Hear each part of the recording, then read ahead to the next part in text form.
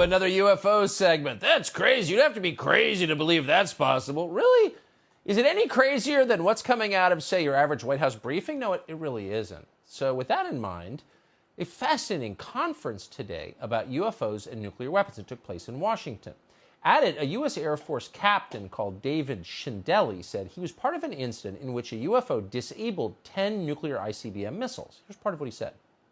There has been a long history of UFO incidents and encounters, with much investigation of them from 1947 and even earlier. In September of 1966, I was the Minuteman ICBM Launch Control Officer and Deputy Commander of a launch crew stationed at Minot Air Force Base, North Dakota. I was involved in a UFO incident at that time where a flying object tampered with and took down a total of 10 nuclear-tipped ICBM missiles by rendering them unlaunchable. Tom Rogan is one of the rare serious journalists, actual journalists, in Washington who's been on this story for years in a very rigorous way. He's a columnist now with the Washington Examiner. He is following the conference today. He joins us tonight for a recap. Tom, thanks a lot for coming on. So what did you learn today at this event? Thanks, Tucker. Yeah, I think the key point here is that although these gentlemen have been telling their stories for a while, now they are doing it in a fashion where they can finally be taken seriously by more people. And fortunately, there weren't that many journalists there today, but there were more perhaps than there have been.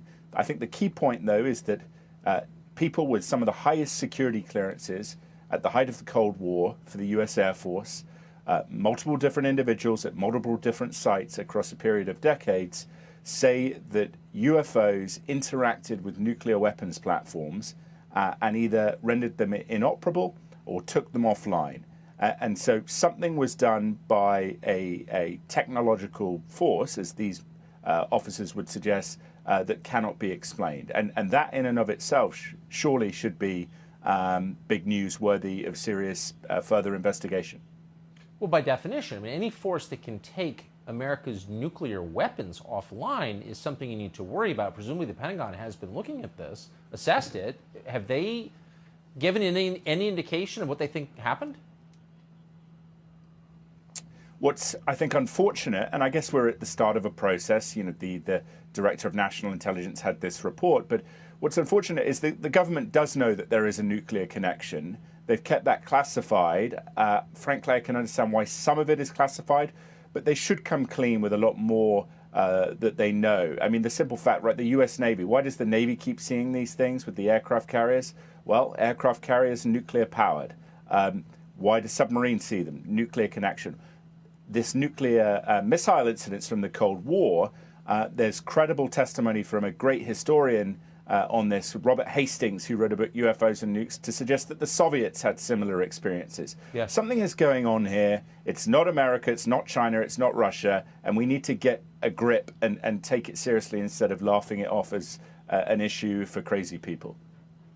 Right. I mean, there are a lot of crazy people in this world right now. I would say the people who take this seriously may be among the least crazy in our public conversation, and you're certainly in that category. Right. Tom Rogan, appreciate your coming on tonight and covering this. Thank you. Thanks, Tucker. Bob Salas is the name of another former U.S. Air Force officer who spoke at today's press conference. We recently sat down with Salas for an episode of Tucker Carlson Originals called The UFO Files. And here's part of what he told us.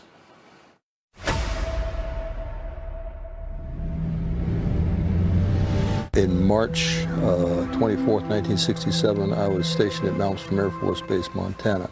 Bob Salas was a captain in the U.S. Air Force at Maelstrom Air Force Base in Montana when something shocking happened in the night sky. We were located about 60 feet underground when I get a phone call from my topside guard, we call him flight security controller. He said, sir, they were seeing some strange lights in the sky. They were flying very fast just above our facility, stopping on a dime, reversing course, making 90-degree turns. Well, there's always been a lot of pressure not to take the subject seriously. Of course, there's a lot of pressure not to take a lot of subjects seriously. We laugh in the face of that pressure, so we have always taken it seriously. You can stream that documentary, The UFO Files, on Fox Nation. It's worth it. Shalom, shalom. HALAL, YAHAWAH, BAHASHAM, BAHASHAM, HAKAKWADASH. Double honors to the elders and apostles, a great millstone will teach him well. Peace and salutations be to all who elect. I'm Gabar. I'm going to be doing a quick lesson based upon the intro video. The part that really got my attention is part where it said the man was in charge of he was watching over the ICBM missiles, otherwise the nuclear missiles. He was watching over them, and they said one object flew in and tampered with and disarmed 10 of them things, man. Now, that's a lot of nuclear missiles. Alright, being that one of them has the power to wipe out a whole city or a few cities. So, one chariot swooped in and disabled 10 of these nuclear missiles, man. That's what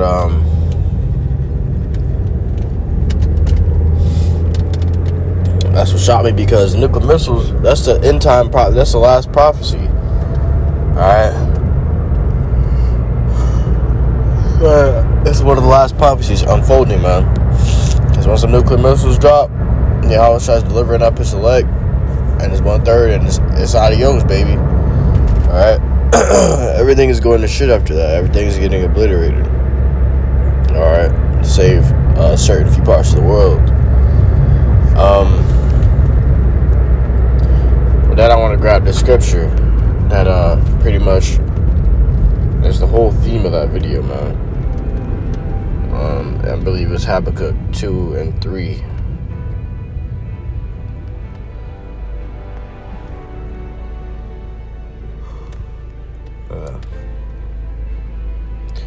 This is the book of Habakkuk, chapter 2 and verse 3. For the vision is yet for an appointed time, but at the end it shall speak and not lie. Alright, it's for an appointed time. Alright.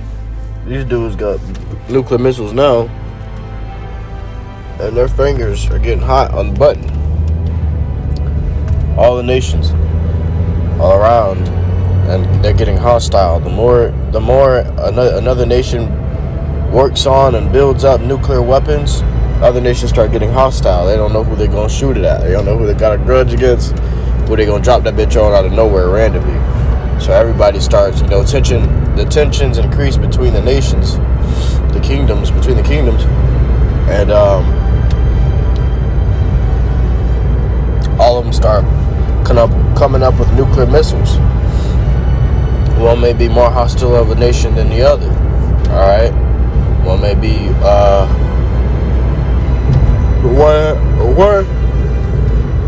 or maybe not one, but all may be getting opposed by one nation, okay, itself.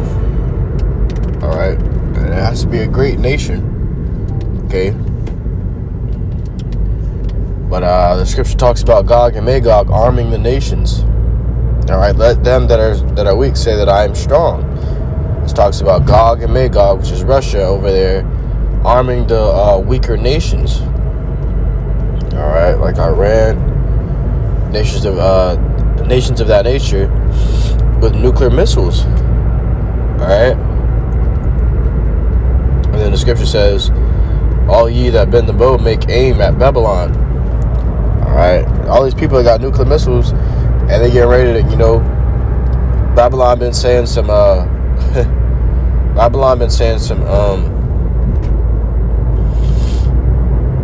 some bold shit. A lot of words that he can back up. That they can back up, man. And so the nations are like, oh shit.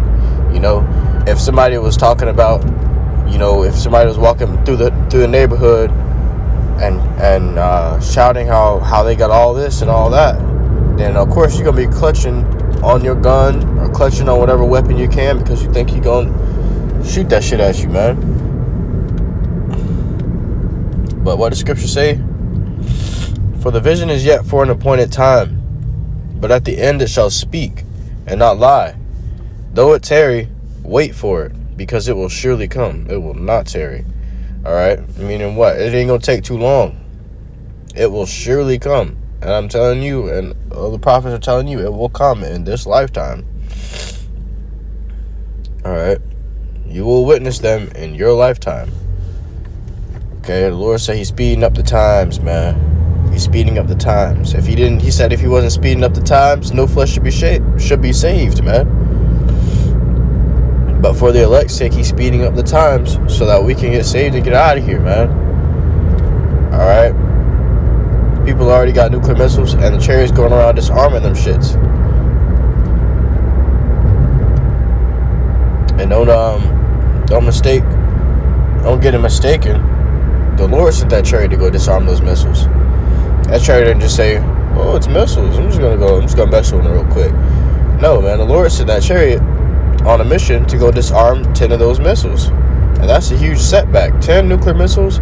You know how much money it takes, how much resources it takes to make one of those things, man. So lucky I got sick out of nowhere, man. I got a damn runny nose. I can't stop sneezing. Sore throat.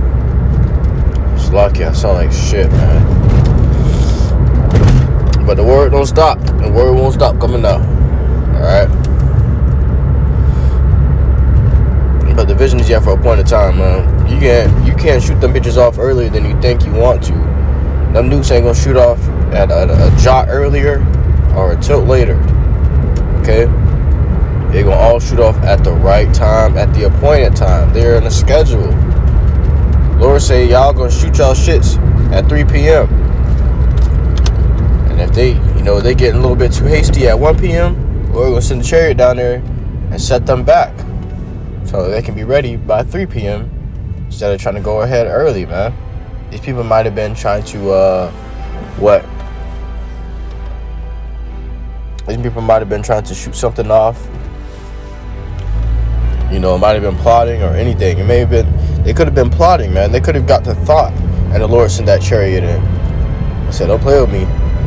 You on a schedule. All right? Because the Lord, he's in control of all these these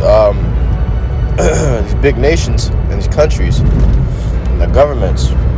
He's moving them like chess pieces on the chessboard. Okay? These people don't act and move alone. They can't move without the Lord saying. All right, war can't start without the Lord starting. The scriptures say, "Shall there be an evil in the city, and the Lord hath not done it?" Meaning what? All the things you're seeing around you that seems evil and seems horrible, and seems terrible, it was the Lord's doing. You may think, no, God is all love. What God you worshiping then, man? All right.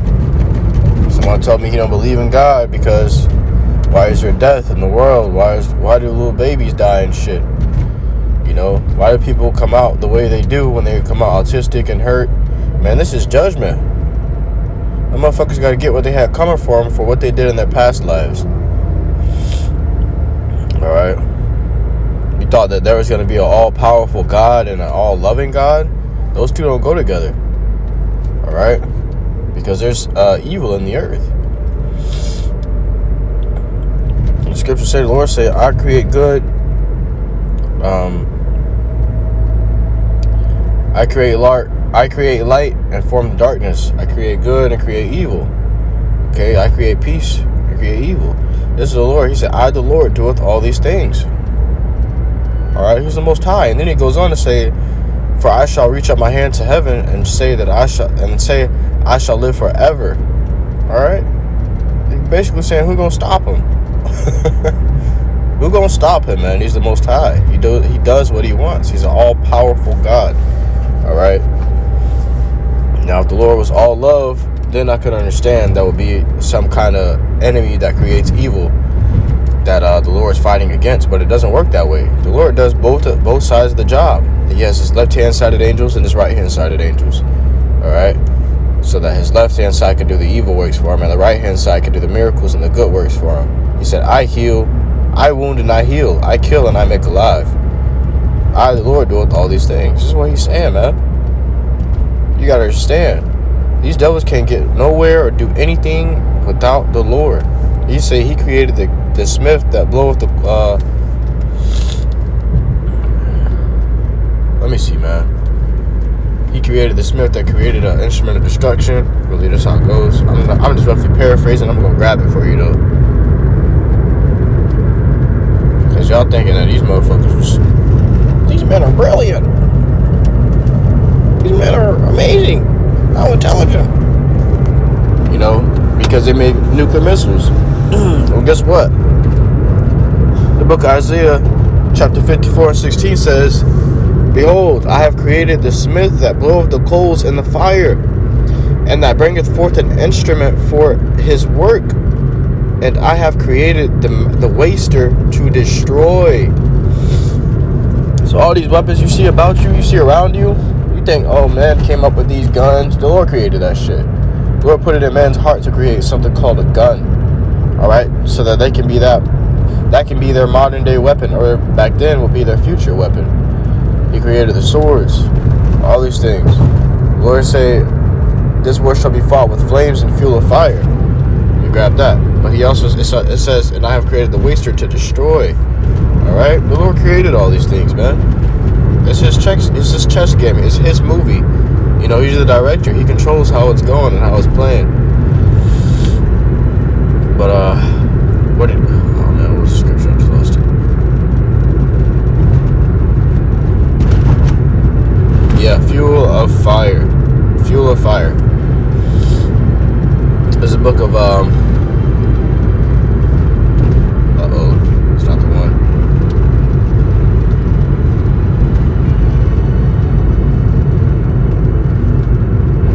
So lock it, bear with me. I'm driving and trying to look for it at the same time. It's the book of Isaiah, chapter 9 and verse 5. "For every battle of the warrior is with confused noise and garments rolled in blood." Yeah, because back in the day, okay, not too long ago, when we go to war, they'd be on the ground. You sending ground troops out, and everybody running up against each other and screaming.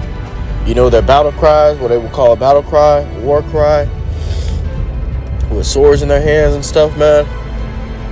Or now, you know, the latest war, they had fucking mullets. I believe that's how it was called. Those really big ass rifles that took them like 5 minutes to reload. That's how the wars were fought, you know. It was fought in that way. And the garments rolling blood was just, hey, these people literally killing each other, spilling blood upon each other's garments. But what does it say now? It says, "But this shall be with burning and fuel of fire." What does that mean? What war is going to be with burning and fuel of fire? These motherfuckers got missiles now. You see what Babylon did to Nagasaki, man. They dropped a damn bomb on that place and it was over instantly. The war was instantly over after that.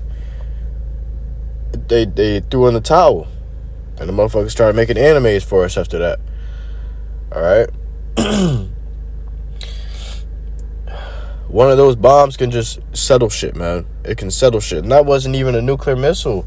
That was supposedly an atom bomb, which is what, 1/10. I was doing the research on it. That's 1/10 the power of a nuclear missile, of a ICBM missile.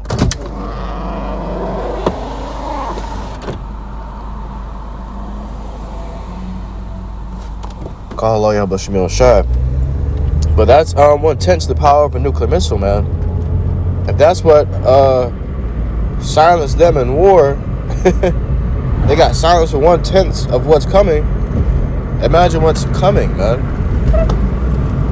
Gotta be some serious shit. Okay? They said a nuclear missile can get up to 10 times hotter than the sun, the surface of the sun. That being said, what can you do against some firepower like that? That's true fire. That's that's nuclear fire. That's what this scripture said. "But this shall be with burning and fuel of fire." All right. Now there's two sets of death in the world, man. The first death was the flood, and the second death will be the fire. Okay. The Lord wiped the earth clean He was cleaning the earth. When he flooded the earth, he was cleaning the earth. The water and fire are two elements. They are two purifying elements, two purifying agents. They purify something. So when you get into a shower and you're using the water is going to clean you. It's going to wash the dirt off of you because it's a purifying agent. All right. When you put gold to the fire, it's going to clean that fire. It's going to purify that. It's going to clean that gold. It's going to purify that gold. It's a purifying agent. It burns off all the clumps of dirt and rock on the gold, and the gold comes out pure. Beautiful, man. But this is what's coming to the world, man. I just want to let y'all know this. Brought it to your attention because I seen the video. I was like, damn. Hey, man, that's Habakkuk 2 and 3 off rip. But call halal YAHAWASHI BAHASHAM Kokodash. I truly hope this lesson was edifying to your argument, y'all for watching. Till next time, Yahshua, I say shalom.